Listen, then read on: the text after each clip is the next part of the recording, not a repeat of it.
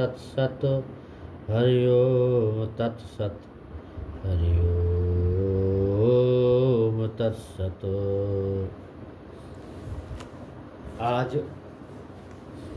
आज जीवात्मा जो ये अपने अंदर है, जीव जो अपने अंदर है, इसका गुण क्या है, इसका कर्म क्या है, क्या करता है, इसके गुण कैसे हैं, इसका स्वरूप कैसा है, इस पर दो चार बातें हम बताएंगे। ये कहते हैं कि आत्मा एक सत्तात्मक चीज है, वस्तु है, पदार्थ है, द्रव्य है, क्योंकि उसमें गुण है। जिसमें क्रिया हो, गुण हो अथवा केवल गुण हो, गुणों को धारण करने वाला द्रव्य पदार्थ वस्तु कहलाता है। ध्यान देना है, यह जरूरी नहीं कि जो जगह घेरे और ठोस हो वही द्रव्य हो, तो गंभीर है विषय। अतः प्रकृति के साथ साथ जीव ईश्वर भी वस्तु है। आत्मा के गुण, आत्मा के नैमित्तिक और स्वाभाविक गुण दोनों हैं। स्वाभाविक गुण क्या है? ज्ञान, प्रयत्न, ये स्वाभाविक गुण है आत्मा का। और नैमित्तिक गुण क्या है? दुख, सुख आदि आदि। मैं हूँ इतना ज्ञान अर्थात अपने अस्तित्व का ज्ञान ही स्वाभाविक है।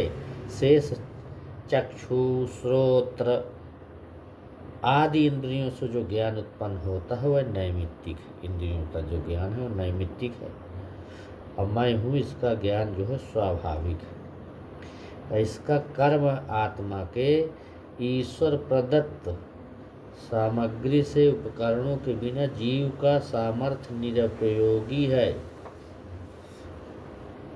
ईश्वर का सामर्थ्य क्या है कि ईश्वर जो है, अगर ये उपकरण न हो तो कुछ भी नहीं कर सकता। जीव मोक्ष में बिना प्राकृतिक साधनों के ईश्वर के सामर्थ्य से मोक्ष सुख अनुभव करता। जब शरीर से अलग आत्मा की अनुभूति होती है तो पाप कम हो जाते हैं, शक्तियां व्यर्थ नहीं जाती, जीवन बदल जाता है। इतनी शक्ति आ जाती है कि सामने विषय होते हुए भी उसका भोग नहीं करता।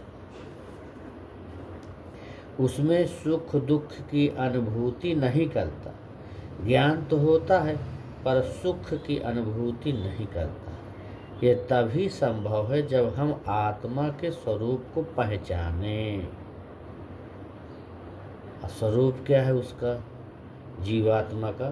तो कहते हैं कि जीवात्मा नित्य अनादिकाल से, अनादिकाल की दृष्टि से अनंत है, निर्विकार है, निराकार है, अल्पज्ञ है, एक देश में रहने वाला, अल्प शक्तिमान है, और तात्विक दृष्टि से अविकारी भी है। तात्विक दृष्टि से अविकारी, और व्यवहारिक दृष्टि से लगेगा कि विकारी है। पर मनुष्य की देह जड़ है और आत्मा चेतन है। आत्मा में क्या है? इच्छा, प्रयत्न, ज्ञान आदि ये आत्मा के गुण हैं। कर्तृत्व उसकी शक्ति है। अहम ज्ञान उसका स्वरूप बोध है, अहम का ज्ञान कि मैं हूँ। जीवात्मा भी अनादि है और मोक्ष प्राप्त करना उसके पुरुषार्थ का लक्षण है। उसकी शक्ति परिमित है, स्वभाव से अपूर्ण है, और कर्म के अनुसार अनेक लोकों में वो भ्रमण करता है। मुक्त होकर परमात्मा में विश्राम करता है कुछ समय तक, अब कहा जाए कि कहाँ सा रहता है शरीर में तो कुछ बातें बहुत सारी हैं कि कहाँ रहता है आत्मा। तो जीवात्मा स्थान विशेष हृदय में रहता है। कई मान्यताएं, कोई कहता मस्तिष्क में स्थित है, हृदय में, कई वक्षस्थल के मध्य में बताते हैं। गुरुदेव हमारे बताते थे कि वक्षस्थल वाला हृदय कहाँ है, जो दोनों स्तनों के बीच, कंठ से नीचे, नाभि से ऊपर, हृदय प्रदेश में। और उपनिषदों में ऐसे संकेत मिलते हैं कि जिससे ऐसा प्रतीत होता है कि जीवात्मा का स्थान एक न होकर अनेक है। और महात्माओं ने बताया कि जीवात्मा को सुख दुख भोगने के लिए कई स्थान ईश्वर ने बनाए। स्थान विशेष में ईश्वर ने बांधा नहीं, पर जब तक जीवन रहता है तब तक शरीर के साथ रहता है। इसका संकेत जो है वो ब्रह्मोपनिषद के एक प्रकरण में पाए हैं।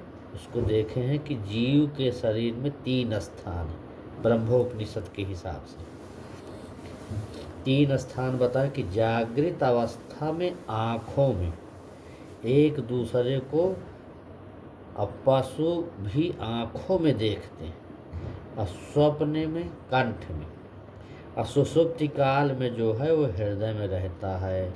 ये ब्रह्मोपनिषद का प्रकरण में लिखा है। और अनेक संप्रदाय जैसे ब्रह्मा कुमारी वाले मानते हैं कि सब योनियों के अलग अलग प्रकार के जीवात्मा है। कुत्ते की आत्मा अलग है, कुत्ता ही रहेगा, परंतु यह हमारे वेद में, शास्त्रों में गलत बता रहे हो। वेद और ऋषियों से उल्टी मान्यता है ये उनकी। सब जीवात्माएं एक ही प्रकार की हैं, परंतु कर्मानुसार से उसके अलग अलग योनियों में वो जाता है। तो इस तरह से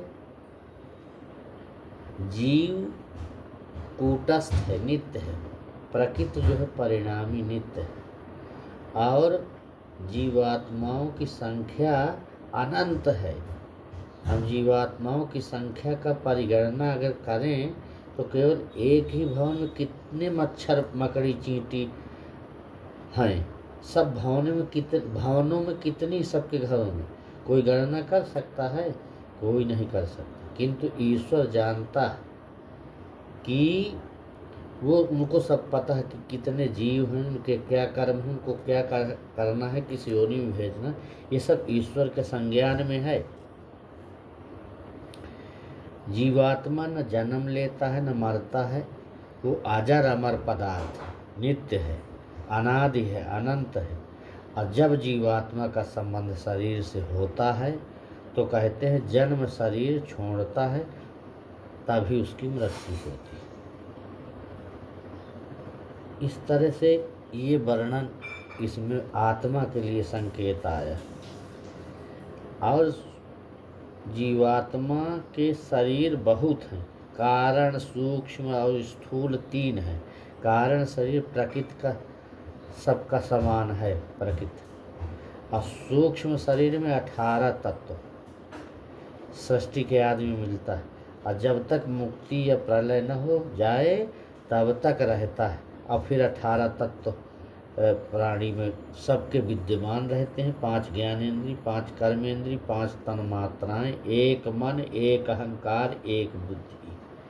3 ही प्राणियों में भले ही गोलक न हो पर इंद्रियां रहती हैं। आँख दिखे न पर इंद्रिय में गोलक न हो पर इंद्रिय रहती है। जैसे सांप के पैर भले ही न हो पर पैर उसके कर्मेंद्रिय होती हैं। इसी प्रकार से आत्मा की शरीर में 4 अवस्था है कि जागृत है, दूसरी स्वप्न है, तीसरी निद्रा है, चौथी सुषुप्ति, चतुर्थ तुरीय जो कि समाधि अवस्था। जीवात्मा के शरीर में कोष भी हैं बहुत। जीवात्मा के शरीर 5 कोष हैं, अन्नमय है, प्राणमय है, मनोमय है, विज्ञानमय और आनंदमय। इतने 5 कोष हैं। जीवात्माओं में भेद है कि स्वरूप व स्वभाव से कोई भेद नहीं जीवात्मा में। भेद का कारण न्यून जिसको ज्ञान है और जिसको ज़्यादा ज्ञान है। ज्ञान विज्ञान संस्कार व कर्म में भेद है और कुछ नहीं। जीवात्मा में शक्तियाँ 24 प्रकार की शक्ति देखने सुनने विचारने निर्णय लेने आदि की हैं। जीवात्मा मुक्ति में ईश्वर प्रदत्त ज्ञान से आनंद लेता है। ये आज प्रथम भाग में हम जीवात्मा का बताएं। कल इसके आगे से जीवात्मा के बारे में और प्रकाश डालेंगे। आज इतना ही। ओम शांति शांति शांति। ओम।